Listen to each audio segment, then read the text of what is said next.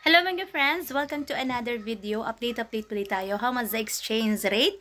Real to peso para sa mga kababayan natin na nag-aabang at nais magpadala ngayong araw na ito. Syempre mga friends, through STC pa rin po ito. Magkakaiba po ang palitan ng bawat bangko pero konti lang naman ang difference nun.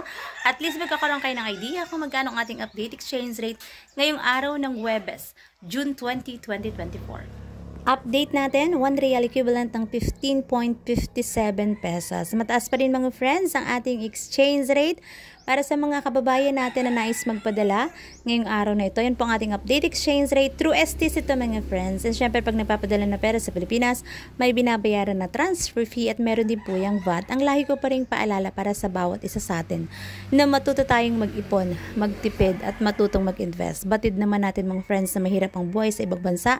Pero syempre nagtitiis at nagtsatsaga tayo kasi meron tayong pangarap sa buhay, meron tayong goal at gusto natin yung matupad. Kaya wag din natin kalimutan na mag-ipon tayo para sa ating sarili, para sa ating kinabukasan. Alam naman natin na napakataas ng bilihin sa Pilipinas at kung ikaw ay magpo-for good na, napakahirap sa Pilipinas kung wala kang pagkakakitaan. At kung ikaw ay may ipon, malaking tulong yan mga friends para makapagsimula ka ng iyong negosyo. Kasi yun ang ating kailangan sa Pilipinas. Meron dapat tayong income. So that's it for today's video mga friends. Thank you for watching and see you in my next update. God bless everyone. Much love.